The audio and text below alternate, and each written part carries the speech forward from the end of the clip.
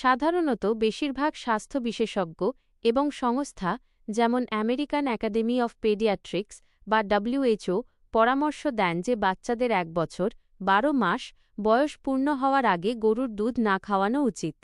এর প্রধান কারণগুলি হল গরুর দুধে প্রোটিন এবং কিছু খনিজ বেশি পরিমাণে থাকে, যা 1 বছরের কম বয়সী শিশুর কিডনির জন্য অতিরিক্ত চাপ সৃষ্টি করতে পারে। এতে আয়রন, ভিটামিন সি এবং অন্যান্য গুরুত্বপূর্ণ পুষ্টি উপাদানের অভাব থাকে, যা শিশুর আয়রনের অভাবজনিত রক্তস্বল্পতার অ্যানিমিয়া ঝুঁকি বাড়িয়ে দিতে পারে। শিশুর পরিপাকতন্ত্র ডাইজেস্টিভ সিস্টেম 1 বছর বয়সের আগে গরুর দুধ পুরোপুরি হজম করার জন্য প্রস্তুত হয় না। 1 বছর 12 মাস পূর্ণ হওয়ার পর থেকে বাচ্চাদের গরুর দুধ দেওয়া সাধারণত নিরাপদ এবং উপকারী বলে মনে করা হয়। এই সময় থেকে আপনি তাকে ফুল ক্রিম হোল মিল্ক গরুর দুধ দিতে পারেন, কারণ শিশুর মস্তিষ্কের বিকাশের জন্য ফ্যাট খুব জরুরি।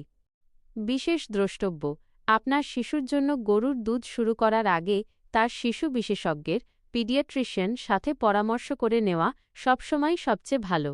কিছু ক্ষেত্রে, বিশেষ করে রান্নার কাজে অল্প পরিমাণে দুগ্ধজাত খাবার যেমন দই বা পনির 6 থেকে 8 মাস বয়স থেকে দেওয়া যেতে পারে।